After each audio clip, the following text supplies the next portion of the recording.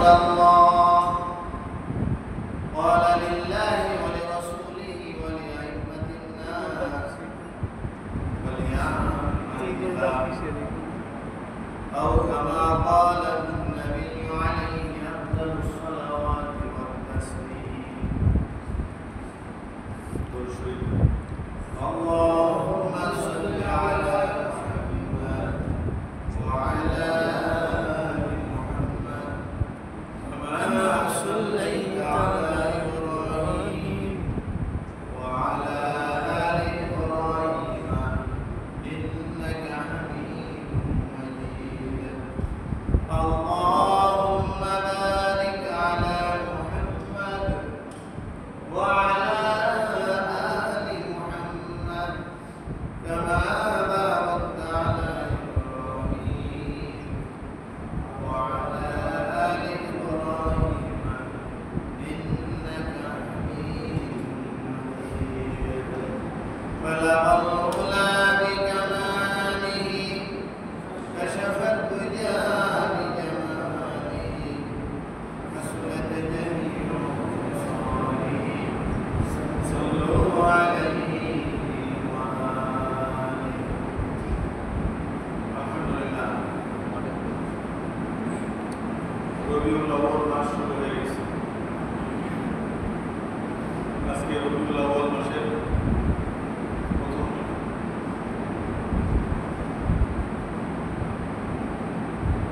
রবিউল আউয়াল মাস আসলেই আমাদের প্রতিটি মুসলমানের অন্তরে রাসূলের স্মরণ বেশি বেশি জেগে ওঠে।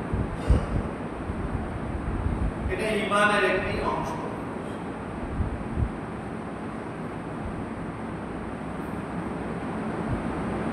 যার ঈমানের পাওয়ার যত বেশি, তার অন্তরের মধ্যে রাসূলের প্রতি ভালোবাসাও তত বেশি। আল্লাহ রাসূল বলেন, লা ইউমিনু আহাদুকুম, তোমাদের কোন ব্যক্তি ততক্ষণ পর্যন্ত মুমিন হতে পারবে না, মুমিন বলে দাবি করতে পারবে না, হাত্তা যতক্ষণ পর্যন্ত আকুনা ইলাইহি,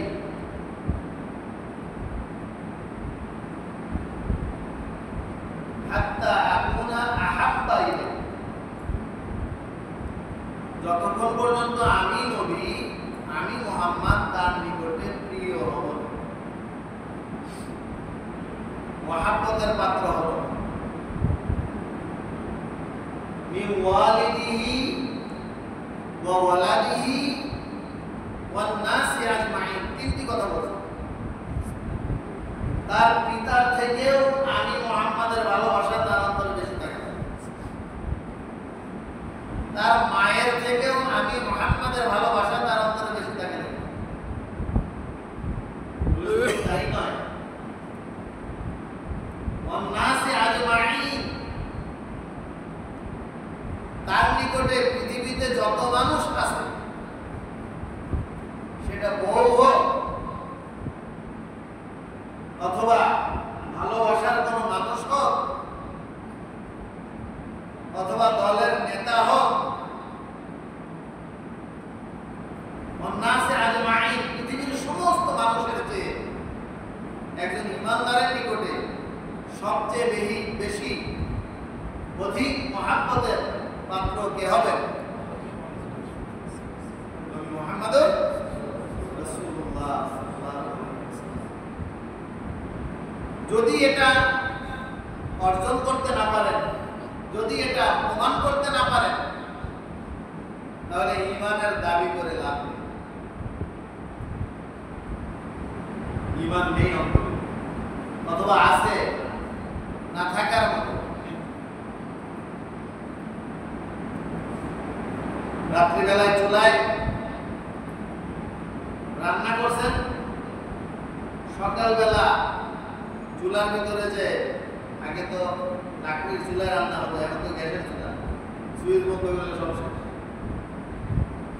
লাকড়ির চুলায় যারা রান্না করে, কাঠের চুলায় যারা রান্না করে, সকালবেলা ছাই একটু গরম থাকে,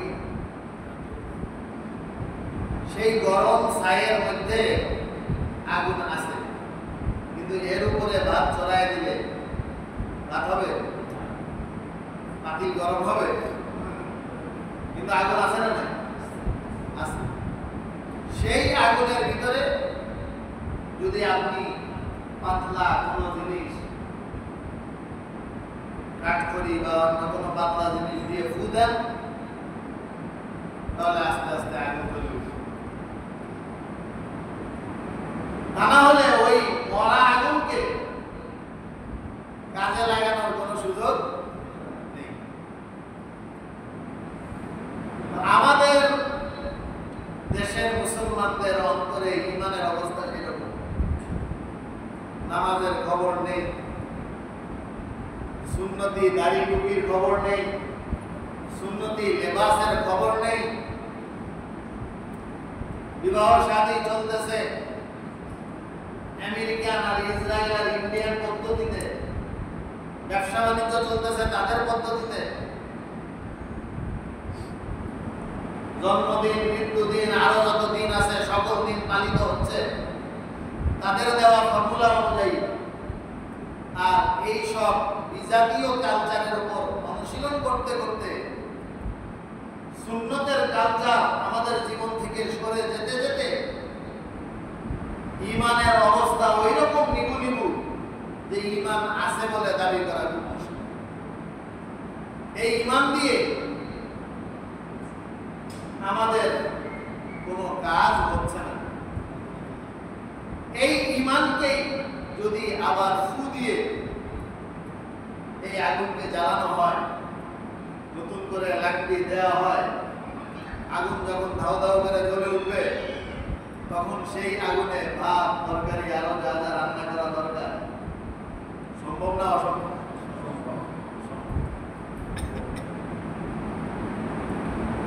বলতেছিলাম রাসূলের প্রতি ভালোবাসা এটা ঈমানের একটি পরিচয়। রবিউল আউয়াল মাস আসলে রাসূলের স্মরণ করা, রাসূলকে নিয়ে আলোচনা করা, রাসূলের সুন্নাহ নিয়ে আলোচনা করা, সুন্নাহর কথা মুজাকারা করা, সুন্নাহর কথা জানার চেষ্টা করা, জানানোর চেষ্টা করা, এটা ঈমানের পরিচয়। এটা যদি আমরা করি তো বুঝতে হবে আমাদের মধ্যে ঈমান আছে। আর যদি ভুলে যাই, কিছুই মনে না থাকে, তাহলে বুঝতে হবে যে আমাদের অন্তরের ভিতরে ঈমান আছে বলা খুব মুশকিল। যা আছে তা দিয়ে কাজে আসতেছে।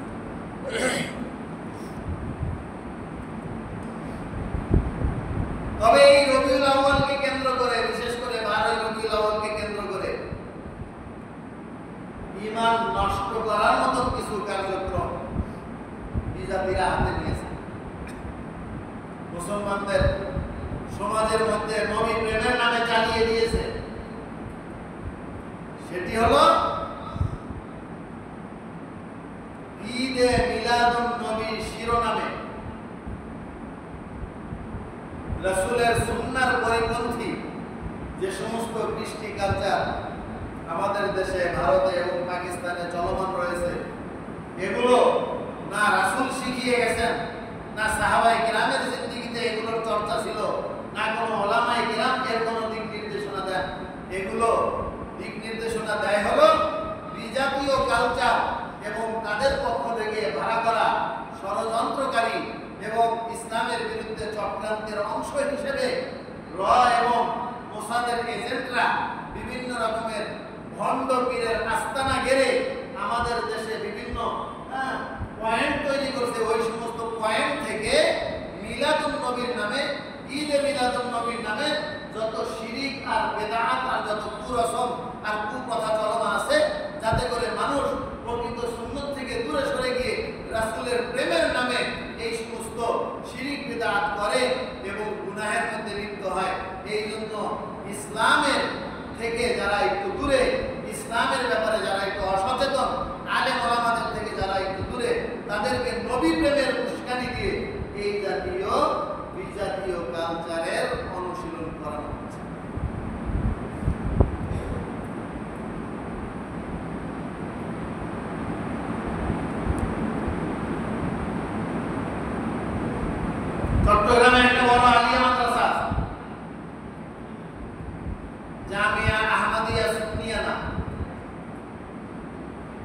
যেই মাদ্রাসা খুব নিকটে 6 বছর আমি একটি মসজিদে ইমামতি এবং খতিবের দায়িত্ব পালন করেছি,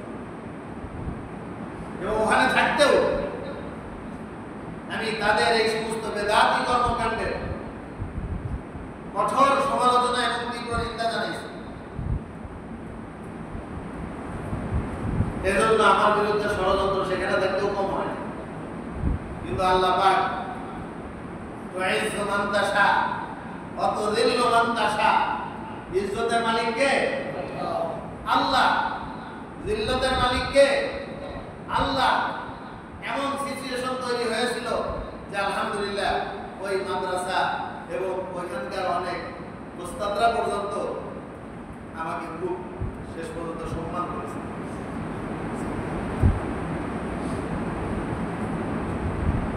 খুব মূল্যায়ন করতো তারা, এবং তাদের বিভিন্ন নিয়োগের ইন্টারভিউ বোর্ডে পর্যন্ত আমাকে ইনভাইট। ওখানে এই 12 রবিউল আউয়ালকে কেন্দ্র করে ভাড়া করে পাকিস্তান থেকে কিছু ভণ্ড পীরের নামে লোক নিয়ে আসে, একটা আপেল ছুঁয়ে দেয়, সেই আপেলটা নিলামে বিক্রি হয় লক্ষ টাকা মূল্যে। বিশ্বাস ছুঁয়ে দিছে, সে আওলাদের রাসূল দাবি করে। এরকম অজস্র ভণ্ডামি এবং খেলাফি সরা খেলাফি সুন্নাত কার্যক্রম চলে। ঢাকার দেয়ালে দেয়ালে লেখা থাকে সাইয়্যিদুল আয়াত শরীফ। এই সমস্ত শব্দ বুখারী শরীফের ৭,২৭৫টা হাদিস, আল্লাহর মেহেরবানিতে একটাও বাদ দেয়নি, সবগুলো পড়েছি। এবং শুধু পড়েছি না, 2009 সাল থেকে 2025 পর্যন্ত প্রতি বছর পড়াচ্ছি। মুসলিম শরীফ পড়েছি, তিরমিজি, নাসাই, আবু দাউদ, ইবনে মাজাহ, মুওয়াত্তা মালিক, মুওয়াত্তা মুহাম্মদ সহ দাওরায়ে হাদিসের এই ক্লাসে প্রায় 14টা হাদিসের কিতাব পড়ানো হয়। তার হাদিসের সংখ্যাগুলো যদি কাউন্ট করা হয় 80,000-এর উপরে হাদিস পড়ানো হয়। কোন হাদিসের ইবারতের মধ্যে এই সাইয়্যিদুল আয়াত শরীফ নামক কোন শব্দ পাওয়া যাবে না। ঈদে মিলাদুন নবী নামের কোন শব্দ এই জাতীয় কোন গ্রহণযোগ্য কিতাবে খুঁজে পাবেন না। অথচ এগুলো তো আরবি শব্দ। ঈদ বাংলা না আরবি? বলেন কোন শব্দ এটা? আরবি শব্দ, মানে আনন্দ। মিলাদ এটা বাংলা না আরবি? আরবি শব্দ, তার অর্থ হলো জন্মদিন। নবী শব্দটা কি? আরবি, এর অর্থ হলো আমাদের নবী হযরত মুহাম্মদ সাল্লাল্লাহু আলাইহি ওয়াসাল্লাম।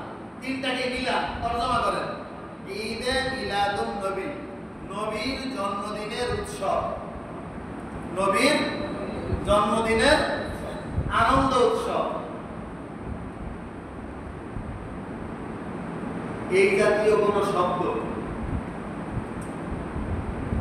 এই যতগুলো হাদিসের কিতাবের নাম বললাম, যতগুলো ইতিহাসের কিতাব, ইতিহাসের সবচেয়ে বড় কিতাব আমরা উলুমে হাদিসের লাইব্রেরিতে সাজানো ছিল, সিয়ারে আলাম নুবালা। একটা আলমারির এক মাথা থেকে আরেক মাথা পর্যন্ত তার খণ্ড দিয়ে সাজানো, এত বড় কিতাব।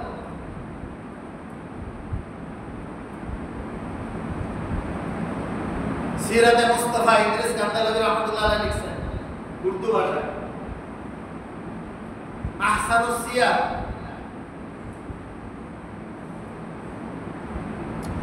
এরকম অসংখ্য রাসূলের সিরাতের, রাসূলের জীবনীর, রাসূলের জীবনের ইতিহাসের কিতাব লেখা আছে না নাই? আরবি ভাষায় আছে, ফার্সি ভাষায় আছে, উর্দু ভাষায় আছে, বাংলা ভাষায় আছে।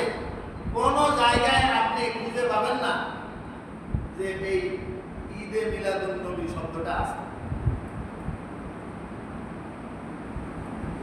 নবীজির জন্মদিনের আনন্দ উৎসব এই শব্দটা কোথাও নেই। এটা হলো খ্রিস্টানদের একটা ষড়যন্ত্র। ওরা ঈসা আলাইহিস সালামের জন্মদিনকে বড়দিন হিসেবে পালন করে, তাদের ধর্মীয় উৎসবের দিন। ওই সিস্টেমটা মুসলমানদের ভিতরে ঢুকাতে চায় যে খ্রিস্টানদের যে ধর্ম প্রবর্তক ঈসা আলাইহিস সালামের জন্মদিনকে যদি খ্রিস্টানরা তাদের ধর্মের প্রধান আনন্দের দিন হিসেবে পালন করতে চায় বা পালন করে, তাহলে মুসলমানরা কেন তাদের ধর্মের প্রবর্তক মুহাম্মাদের জন্মদিনকে তাদের আনন্দের দিনগুলোর, ধর্মীয় উৎসবের দিনগুলোর মধ্যে প্রধান হিসেবে কেন পালন করে? তাহলে এই সিস্টেমটা, এই ফর্মুলাটা, এই সূত্রটা খ্রিস্টানদের ধর্ম থেকে মুসলমানদের ধর্মে কনভার্ট করার, ট্রান্সফার করার চেষ্টা অবচেষ্টা চালাচ্ছে। আলহামদুলিল্লাহ, এদেশের হাক্কানি রব্বানি বড় বড় ওলামায়ে কেরাম এখনো বেঁচে আছে, ইনশাআল্লাহ কিয়ামত পর্যন্ত বেঁচে থাকবে। তারা যদি বেঁচে থাকে, এই সমস্ত চক্রান্ত ষড়যন্ত্র দিয়ে এদেশের মুসলমানকে বিভ্রান্ত করা সম্ভব না। বাইতুল মুকাররম বারবার আমরা দেখেছি জন্মের পর থেকে এই সকল বেদাতি আলেমদের দখলে। আলহামদুলিল্লাহ, জুলাই অভ্যুত্থানের পরে দেশের চিত্র যখন পাল্টে গেছে, উপদেষ্টা পরিষদের মধ্যে একজন আল্লাহওয়ালা আলেম, যিনি ডক্টর আফম খালিদ সাহেব, তিনি সেখানে অবস্থান লাভ করেছেন, যার বদৌলতে আলহামদুলিল্লাহ বাংলার একজন সর্বোচ্চ মানের বড় একজন আলেম হযরত মাওলানা মুফতি আব্দুল মালিক সাহেব, আল্লাহ তাআলা ওনাকে সেই যথাযোগ্য আসন বাইতুল মুকাররমের মিম্বারে আল্লাহ তাআলা অলংকৃত করেছেন। বলেন আলহামদুলিল্লাহ। সুতরাং আমি প্রায় বলি যে এটা সংরক্ষিত আসন, এটা কোনো চাটুকার আর দালালের জায়গা নয়। এইটাকে আল্লাহ তাআলাই সংরক্ষণ করবেন, যেভাবে আল্লাহ তাআলা কোরআনকে সংরক্ষণ করেন। হয়তো ষড়যন্ত্র আর চক্রান্ত করে ক্ষণিকের জন্য ডিসপ্লেস হতে পারে, কিন্তু আবার সেটা পরিবর্তন। এরকম ক্ষণিকের জন্য তো বাইতুল্লাহ আল্লাহর ঘরেও 360টা মূর্তি ঢুকছিল, ঠিক কিনা? কিন্তু থাকতে পারছে? বলেন। ক্ষণিকের জন্য বাইতুল মুকাররমে কিছু দালাল আলেমের অবস্থান হয়েছিল। বাংলাদেশের বিভিন্ন মসজিদের মেম্বারে চাটুকার আর দালালদের ক্ষণিকের অবস্থান হয়েছিল, কিন্তু তারা কি থাকতে পেরেছে? এটা সংরক্ষিত আসন। সুতরাং আমি সকল ওলামায়ে কেরামদেরকে উদ্দেশ্য করে বলতে চাই, আল্লাহকে ভয় করেন, রাসূলের প্রেম আর মহব্বত অন্তরে রাখেন। দুনিয়ার কোনো হুমকি ধমকি, লোভ লালসা, এগুলো যেন কোনো আলেমকে স্পর্শ করতে না পারে। আল্লাহকে সামনে রেখে হাজির নাজির জেনে যেটা হক কথা সেটা মানুষের কাছে পৌঁছাইতে থাকেন। ইজ্জতের মালিক কে? আল্লাহ। আল্লাহ আপনাকে ইজ্জত দেবেন। দুনিয়ার কোন সন্ত্রাসের হাতে আল্লাহ ইজ্জত রাখেন নাই। এই জন্য মুসার হাতে ফেরাউনকে ধ্বংস করেছেন, ইব্রাহিমের মাধ্যমে আল্লাহ তাআলা নমরুদকে ধ্বংস করেছেন। ইব্রাহিম আলাইহিস সালাম এই কথা চিন্তা করে নাই যে এই সমাজে যদি আমাকে সম্মান নিয়ে চলতে হয়, তাহলে নমরুদের দালালি করেই চলতে হবে। এই কথা ইব্রাহিম আলাইহিস সালাম চিন্তা করছেন? কথা বলেন। বড় পরিতাপের বিষয়, আফসোসের বিষয়, আলেম নামের কলঙ্ক কিছু ওলামায়ে কেরামকে এখন দেখা যাচ্ছে, যারা চিন্তা করে যদি আমি হক কথা বলি, যদি আমি চাঁদাবাজের বিরুদ্ধে কথা বলি, যদি আমি সন্ত্রাসের বিরুদ্ধে কথা বলি, যদি আমি অন্যায়ের বিরুদ্ধে কথা বলি, তাহলে এতদিন এক পক্ষের মার খাইছি, এখন আর এক পক্ষের মার খাবো। এই জন্য এই ভুলেও এদের বিপক্ষে কথা বলা যাবে। বরং যদি সুবিধা নিয়ে চলতে হয়, ভালো যদি থাকতে হয়, চাকরির গতি যদি বাঁচাতে হয়, মাদ্রাসার প্রিন্সিপালের পদে যদি থাকতে হয়, মসজিদের মেম্বারে যদি থাকতে হয়, তাহলে আমার কমিটি, মাদ্রাসার কমিটি, মসজিদের কমিটি, অমুক দলের অমুক নেতার মন জোগায় চলতে হবে। আরে ভাই, আপনি এই সমস্ত ইমামতি আর প্রিন্সিপালগিরি বাদ দিয়ে রিক্সা চালায়। কে বলেছে আপনি ইব্রাহিম আলাইহিস সালামের নবী? ইব্রাহিম আলাইহিস সালাম নবীর ওয়ারিস।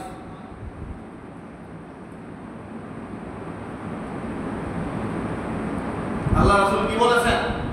আল উলামাউ ওয়ারাসাতুল আম্বিয়া। ওয়ারাসাতু মুহাম্মদ বলেন নাই, উলামা মুহাম্মদ সাল্লাল্লাহু আলাইহি ওয়াসাল্লামের ওয়ারিস তা বলেন নাই। ওয়ারাসাতুল আম্বিয়া বলেছেন উলামায়ে কেরামের মন, মস্তিষ্ক, জীবন চরিত্রের মধ্যে আদম আলাইহিস সালামের সিফত থাকবে, ইব্রাহিম আলাইহিস সালামের সিফত থাকবে, মূসা আলাইহিস সালামের সিফত থাকবে, ঈসা আলাইহিস সালামের সিফত থাকবে। তারপরে সমস্ত নবীদের সিফত নিয়ে উলামায়ে কেরাম মাথা উঁচু করে চলবে। দুনিয়ার কোন হুমকি আর ধমকিকে সে পরোয়া করবে না।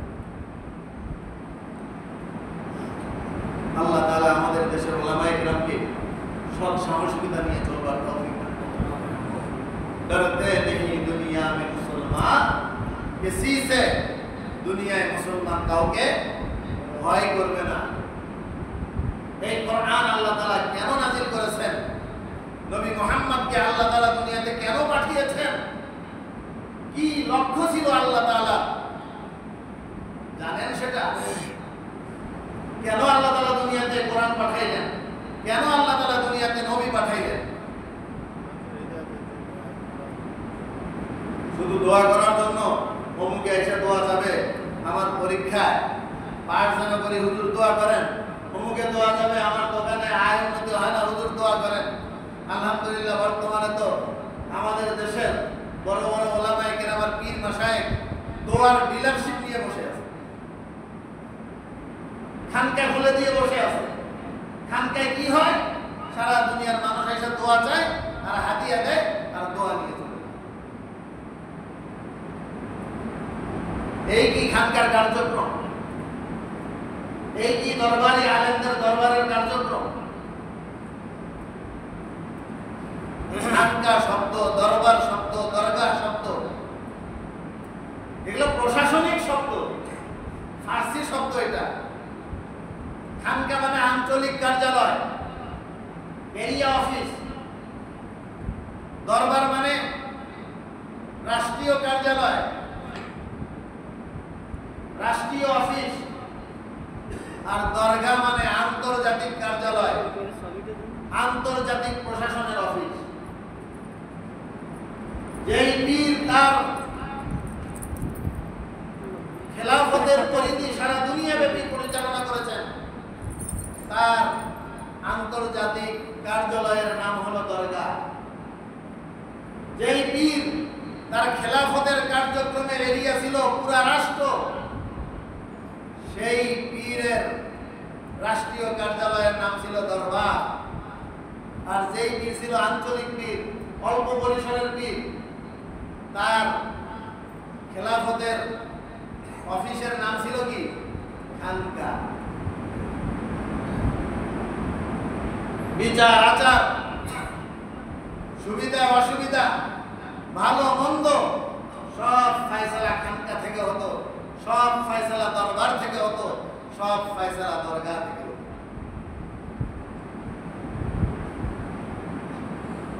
এবার আপনাদেরকে একটা প্রশ্ন করি।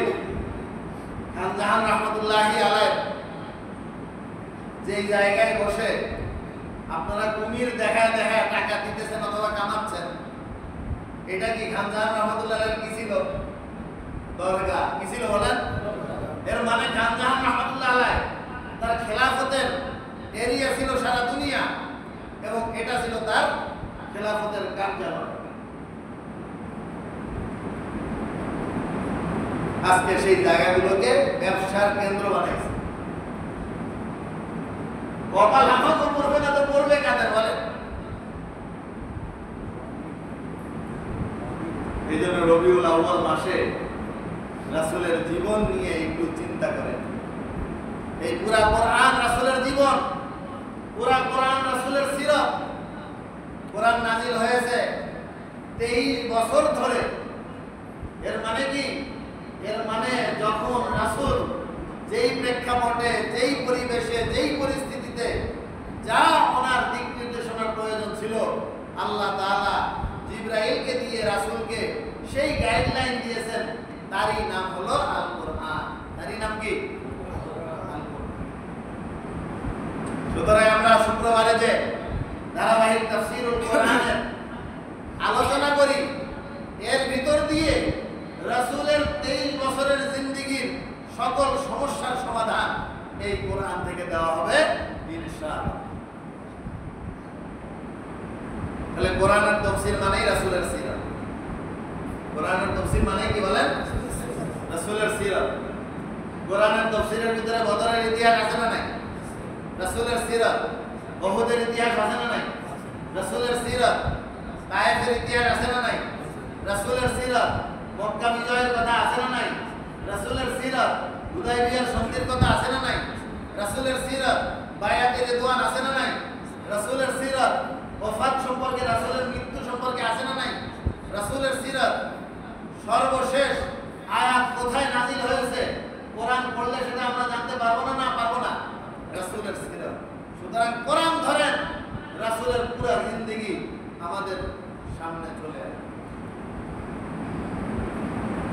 তো আজকে আপনাদের সামনে সূরা আনফালের 38, 39, 40 এই 3টি আয়াত তেলাওয়াত করেছি। সবাই যেহেতু কোন তরজমাটা করেছে, আল্লাহ রাব্বুল আলামিন বলেন, কুল লিল্লাযিনা কাফারু, আমার হাবিব আপনি কাফেরদেরকে জানিয়ে দেন। আল্লাহ তার রাসূলকে জানিয়ে দিতে বলছেন কাফেরদের। তাহলে এখন রাসূলের ওয়ারিস উলামায়ে কেরাম জানায় দেবেন এই খতিবের মেম্বার থেকে, ওয়াজের মাহফিল থেকে, কাদেরকে? যারা ইসলামের বিরুদ্ধে চক্রান্ত আর ষড়যন্ত্র করে, যারা বলে যে শরঈ আইনে আমি বিশ্বাসী নই, যারা বলে যে এদেশে শরঈ আইন চলবে না, মৌলবাদের উত্থান চলতেছে, এরা সব কাফেরের সুরে কথা বলে। এই এদের উদ্দেশ্যে আল্লাহ তাআলা বলতেছেন, হ্যাঁ নবী আপনি তাদেরকে জানিয়ে দেন। কি জানিয়ে দেন? ইন ইয়ান্তাহু ইউগফার লাহুম, যদি তারা ইসলামের বিরুদ্ধাচরণ বন্ধ করে, যদি তারা আল্লাহ আল্লাহ রাসূলের কোরআনের বিরুদ্ধে কথা বলা বন্ধ করে, ইউগফার লাহুম, তাহলে আল্লাহর পক্ষ থেকেও তাদেরকে ক্ষমার ব্যবস্থা করা হবে। মানুষ ভুল করতেই পারে। যারা ইসলামের বিরুদ্ধে জেনে হোক না জেনে হোক, বুঝে হোক না বুঝে হোক, তালে হোক বেতালে হোক কথা বলেছে, তাদের উদ্দেশ্যে কোরআন বলতেছে, ইন ইয়ান্তাহু, তারা যদি এই কথা বলা বন্ধ করে দেয়, ইসলামের বিরুদ্ধে, শরীয়তের বিরুদ্ধে, কোরআনের বিরুদ্ধে, সুন্নাহর বিরুদ্ধে প্রোপাগান্ডা, অন্যায় কথা বলা যদি তারা বন্ধ করে, ইউগফারু লাহুম, আল্লাহর পক্ষ থেকে তাদেরকে আপনি জানায় দেন যে তাদেরকে ক্ষমা করা। তাহলে ক্ষমার দরজা আছে না নাই? তওবার দরজা আছে না নাই? বলে অমুকে তো এই কইছে, আর তার সাথে চলা যাবে না। আমরা এই কথাই বিশ্বাসী। যে যে পথে চলছো, অতীতে যা করছো, সব বাদ, এগুলো বন্ধ করে সবাই কালিমার পতাকা তলে আসো, ইসলামের সামিয়ানা তলে আসো, কোরআনের ছায়া তলে আসো, কোরআনের পক্ষে কাজ করো, ইউগফারু লাহুম, আল্লাহ তাআলার পক্ষ থেকে তোমাদেরকে কি করে দেওয়া হবে? ক্ষমা করে দেওয়া হবে।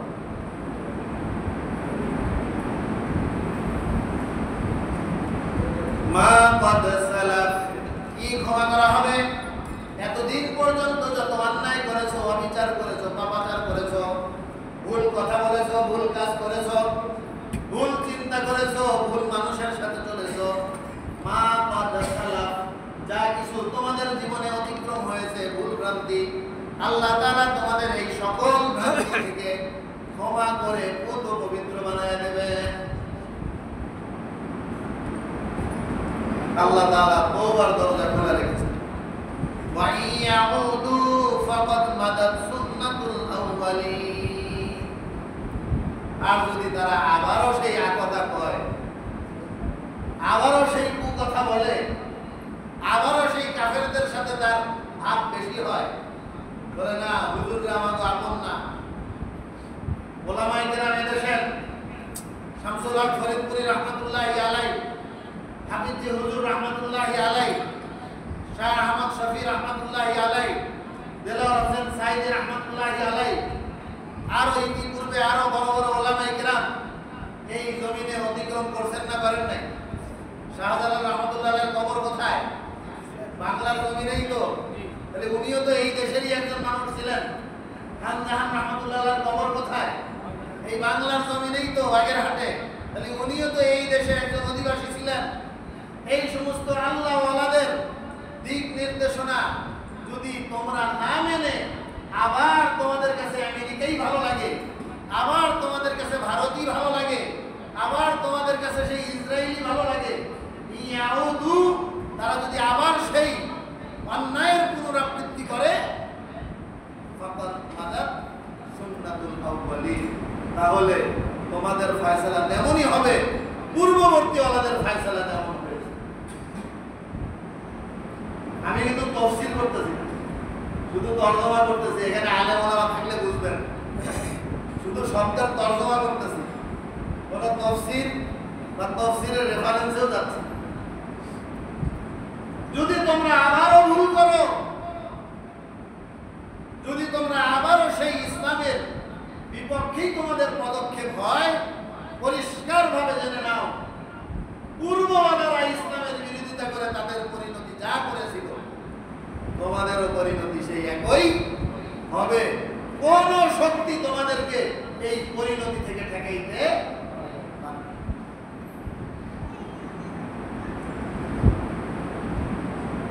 নমরুদের পরিণতি থেকে ফেরাউন শিক্ষা নেয় নাই। নমরুদ ফেরাউনের আগের মানুষ। নমরুদ কার মোকাবেলায় ছিল বলেন? ইব্রাহিম আলাইহিস সালামের মোকাবেলায়। ইব্রাহিম আলাইহিস সালামের ছেলের নাম ইসহাক, ইসহাক আলাইহিস সালামের ছেলের নাম ইয়াকুব, ইয়াকুব আলাইহিস সালামের ছেলের নাম ইউসুফ, ইউসুফ আলাইহিস সালামের বংশধর থেকে কে? হযরত মূসা আলাইহিস সালাম। সেই মূসা আলাইহিস সালামের সাথে মোকাবেলা হলো কার? ফেরাউনের। কার মোকাবেলা বলেন? তাহলে ফেরাউন নমরুদ থেকে শিক্ষা নেওয়া উচিত ছিল, কিন্তু তা নেয় নাই। ফেরাউনের কাছে মূসার কার্যক্রম ভালো মনে হয় নাই, আসমানি ওয়াহির বিদ্যা তার কাছে ভালো মনে হয় নাই।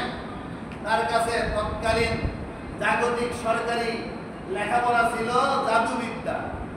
তৎকালীন জাগতিক সরকারি লেখাপড়া কি ছিল বলেন? জাদুবিদ্যা। তো ফেরাউন কি মূসা আলাইহিস সালামের তাওরীতি বিদ্যা নিয়ে রাষ্ট্র চালাইছে, নাকি ওই ৭০,০০০ জাদুকরের জাদুবিদ্যা দিয়ে রাষ্ট্র চালাইছে?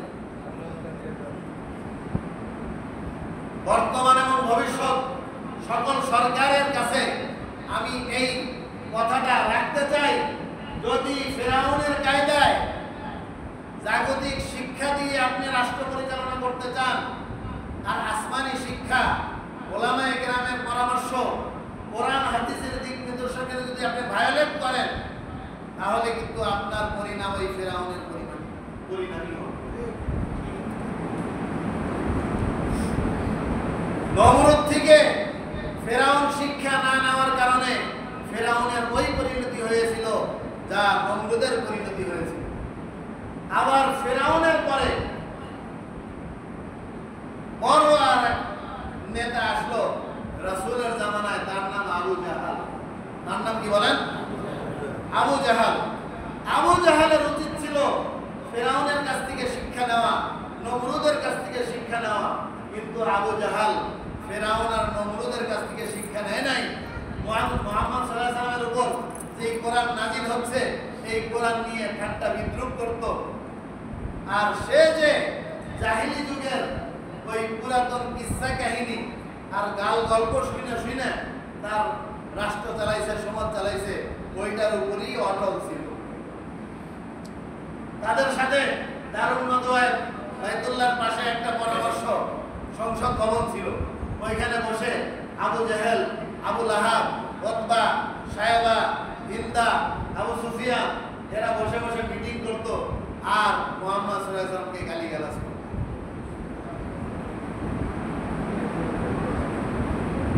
আজকেও সংসদ ভবনে যারা বসে তারা বসে বসে মিটিং করে। ম্যাক্সিমাম কারো মাথায় টুপি থাকে না, কারো মুখে দাড়ি থাকে না, কারো নামাজের খবর থাকে না, ঈমান ইসলাম আলেম ওলামার কোনো কদর তারা বোঝে না। তো এখানে বসে বসে আলেম ওলামাদেরকে গালি দেয়, মসজিদ মাদ্রাসার বিরুদ্ধে আইন পাশ করে, কোরআনের বিরুদ্ধে আইন পাশ করে। কায়দা তো একই। আবু জেহেলের কায়দা আর বর্তমান সংসদের কায়দা এক না দুই বলেন? যার কারণে কপাল পুড়ে যায়। ফেরাউনের থেকে আবু জেহেল শিক্ষা না নেওয়ার কারণে আবু জেহেল পরিণতি কি হয়েছে? দ্বিতীয় বছরে বদরের যুদ্ধেই, হিজরতের দ্বিতীয় বছরে বদরের যুদ্ধেই দুইটা ছোট ছোট পোলা বাইনের হাতে মাইর খাই আসে। একজনের নাম মাআদ আর একজনের নাম কি? মুআব্বাদ। ফেরাউন থেকে যখন শিক্ষা নিল না আবু জেহেল, তার পরিণতি খারাপ হইল। এখন আবু জেহেল থেকে আমাদের স্বৈরাচাররা যখন শিক্ষা নিল না তাদের পরিণতিও কি হয়ে গেছে? খারাপ হয়ে গেছে। কারণ এদের থেকে বর্তমানেরাও যদি শিক্ষা না নেয় এদের পরিণতিও খারাপ হবে। এই কথাই আল্লাহ তাআলা বলতেছেন, ওয়া ইয়াউদু, তারা যদি পুনরাবৃত্তি আবার সেই অন্যায় করে, ফাকাদ মাদাত সুন্নাতুল আউয়ালিন, তাহলে পূর্ববর্তী ওয়ালাদের যাই পরিণতি হয়েছিল এদের পরিণতিও তাই হবে। ওয়াকাতিলুহুম, এখন আপনারা যারা ঈমানদার, আপনারা যারা ইসলাম চান, ঈমান চান, ইসলাম চান, কোরআন চান, ইসলাম প্রতিষ্ঠা হোক আমাদের দেশে, শান্তি আসুক সেটা চান, খানজাহানের খেলাফত আবার ফিরে চান, আপনাদের জন্য আল্লাহ তাআলার পক্ষ থেকে দিক নির্দেশনা। ওয়াকাতিলুহুম, তারা তো বারবার অন্যায়ের পথে যাবে, অন্যায় কাজ করবে, কাফিরের পয়সা খায়া তারা চলে, বেঈমানের সাথে চুক্তি করে তারা চলে। সুতরাং তারা চাইলেও আপনাদের পক্ষে আসতে পারবে না। সুতরাং এদের বিরুদ্ধে আপনার লড়াই করা লাগবে। কি করা লাগবে? ওয়াকাতিলুহুম, আপনি তাদের বিরুদ্ধে যুদ্ধ করতে থাকেন। কতদিন পর্যন্ত যুদ্ধ করব? ফিলিস্তিনের যুদ্ধ এখনো শেষ হইল না। আমরা আবার বাংলাদেশে কি যুদ্ধ করব? কতদিন পর্যন্ত? হাত্তা লা তাকুনা ফিতনা, যতদিন পর্যন্ত ফিতনা থাকবে দেশে ততদিন পর্যন্ত যুদ্ধ চলতে থাকবে। যতদিন পর্যন্ত দেশে কি থাকবে? ফিতনা থাকবে, ফাসাদ থাকবে, মিথ্যা থাকবে, অন্যায় থাকবে, ঘুষ থাকবে, দুর্নীতি থাকবে, আঙুল ফুলে কলা গাছ হওয়ার সিস্টেম থাকবে। যতদিন পর্যন্ত মানুষ মানুষকে ঠকানোর চিন্তা ভাবনা করবে, আইন তার গতি পাবে না, ইনসাফ অনুযায়ী দেশের কোনো বিচার সালিশ হবে না। এই সবগুলো ফিতনার তালিকায়। দেশে যতদিন ফিতনা থাকবে ততদিন এই ফিতনা নির্মূল করার যত রকমের চেষ্টা প্রচেষ্টা পথ পন্থা আছে, এই চেষ্টা প্রচেষ্টা পথ পন্থার আমল করার নামই হলো আমাদের যুদ্ধ। আমাদের ঢাল তলোয়ার নিয়ে মানুষের মাথায় বাড়ি মারা লাগবে না। সুদ বন্ধ করার পিছনে আপনি পদক্ষেপ নেন, ঘুষ বন্ধ করার পিছনে আপনি পদক্ষেপ নেন, আইনের যথাযথ প্রয়োগের পিছনে আপনি পদক্ষেপ নেন, সকল প্রকারের অন্যায়, অবিচার, অত্যাচার, পাপাচার, দুর্নীতি বন্ধ করার জন্য আপনি আপনার প্রপার স্টেপ নেন। এইটাই আপনার যুদ্ধ, এটাই আপনার কি যুদ্ধ। হাত্তা লা তাকুনা ফিতনা ওয়া ইয়াকুনা দ্বীনু কুল্লুহু লিল্লাহ, যতক্ষণ পর্যন্ত দেশের মানুষ পরিপূর্ণ ইসলামকে গ্রহণ না করবে, দেশের মানুষ ইসলামের উপর সুন্নাহর উপর যতক্ষণ না উঠবে ততক্ষণ আমাদের এই যুদ্ধ চালিয়ে যেতে হবে। ফাইন ইনতাহাউ ফাইন্নাল্লাহা বিমা তা'মালুনা ইয়ামালুনা বাসীর। আর যদি তারা বিরত থাকে, সবাই তো আর যুদ্ধ করবে না, কেউ কেউ যুদ্ধ থেকে এড়ায় চলবে, বলে না এই যুদ্ধের মধ্যে আমরা যাবো না, তোমরা যাও। ইযহাব আনতা রাব্বুকা ফাকাতিলা ইন্না হাউনা কাঈদুন। আমরা মিষ্টি খাওয়ার সুন্নাত পালন করতে পারবো, লাউ খাওয়ার সুন্নাত পালন করতে পারবো, জিলাপি খাওয়ার সুন্নাত পালন করতে পারবো। টুপি দিতে বলেন হুজুর ঠিক আছে, দাড়ি রাখতে বলেন তাও ঠিক আছে, লম্বা জামা গায়ে দিতে বলেন তাও ঠিক আছে, পাগড়িও নাইলে বললাম, কিন্তু এই জিহাদের কথা কইেন না, মিছিল মিটিং এর কথা বলেন না, রাজপথে নামার কোন আওয়াজ হুজুর দিয়েন না, কে আমরা পারবো। যদি এমনই হয় পরিবেশ, রাসূলকে আল্লাহ তাআলা বলতেছেন ফাইন্নাল্লাহা বিমা ইয়ামালুনা বাসীর। ঠিক আছে, কাফেররা কি করতেছে আর মুনাফিকরা কি করতেছে আর তোমরা মুমিনরা কি করতেছো, কে কি করতেছো, ইয়ামালুনা বাসীর। আল্লাহ তাআলা তাদের সমস্ত আমল দেখতেছেন। কে দেখেন বলেন? আল্লাহ। পুরস্কার দেবেন কে? আল্লাহ। যে জিহাদের ময়দানে যাবে সে জিহাদের পুরস্কার পাবে, যে টুপি পরবে সে টুপির পুরস্কার পাবে, আর যে টুপির বিরুদ্ধে কথা বলবে সে তার বিরোধিতার পুরস্কারও ফিরআউনের সাথে একসাথে। ওয়াইন তাওয়াল্লাউ, আর যদি তারা ফিরে যায়, ফা'লামু, তাহলে তোমরা জেনে রাখো আন্নাল্লাহা মাওলাকুম, আমাদের মাওলা কে? আল্লাহ। জেনে রাখো, কোনো অসুবিধা নাই, কেউ আসলো না। অনেকে হুজুর আপনাকে পক্ষে কেউ নেই, মানুষই তো কম, মিছিল করে তো মাত্র 200 মানুষ হয়, 100 মানুষ হয়, আর এরা তো মিছিল করে লাখ লাখ মানুষ। দেখেন এই কথাই আল্লাহ বলেছে। ফাইন তাওয়াল্লাউ, যদি তোমাদের থেকে পৃষ্ঠ প্রদর্শন করে, মানুষ যদি তুমি খুঁজা না পাও, ডাক দিছো, আহ্বান করছো, কেউ তোমার ডাকে সাড়া দেয় নাই, তাহলে তুমি জেনে রাখো ওয়াফালামু, তাহলে তুমি জেনে রাখো আন্নাল্লাহা মাওলাকুম। হীনমন্যতা হওয়ার কোনো দরকার নেই, ভয় পাওয়ার কোনো প্রয়োজন নেই। তোমাদের অভিভাবক হলেন কে? আল্লাহ। আল্লাহ যদি পক্ষে থাকে এত মানুষের দরকার আছে? নবী মাত্র 313 জন নিয়ে 1000-এ এক করে দিয়েছে, আসমান থেকে 1000 ফেরেশতা নাযিল হয়েছে। তো আল্লাহ আমার পক্ষে, ইব্রাহিম আলাইহিস সালামের পক্ষে তো 300 ছিল না, একজনও ছিল না। ফেরেশতা আইছে, ইব্রাহিম লাগবে না আমার সাহায্য? কয় না, লাগবে না। তো তুমি কেমনে চলবা? কয় হাসবুনাল্লাহ। কি বলছে? হাসবুনাল্লাহ ওয়া নি'মাল ওয়াকিল, নি'মাল মাওলা ওয়া নি'মান নাসির। তো আল্লাহ তাআলা তার নবীকে সান্ত্বনা দিয়ে বলতেছেন যে আমার নবী, আপনি চিন্তা করেন না, আপনি ডাকছেন, আবু বকর ছাড়া কেউ আসতেছে না, ওমর ছাড়া কেউ আসতেছে না, ওসমান আলী হায়দার ছাড়া কেউ আসতেছে না, আবু সুফিয়ান আপনার চাচা, আবু লাহাব আপনার চাচা, তারা আপনার বিরোধিতা করতেছে, কোনো অসুবিধা নাই। ইন্নাল্লাহা মাওলাকুম, আমি আল্লাহ আপনার অভিভাবক। আপনার চাচা আপনার অভিভাবক পিঠ দেখাইছে, আমি আল্লাহ তো আছি। নি'মাল মাওলা ওয়া নি'মান নাসির। আল্লাহ কেমন অভিভাবক, যেই অভিভাবক যদি পাশে দাঁড়ায় আর কেউ তার সাথে পারে। পারে বলেন? ফিরআউন পারলো? নমরুদ পারছে? আমেরিকা পারবে? ইসরায়েল? ভারত?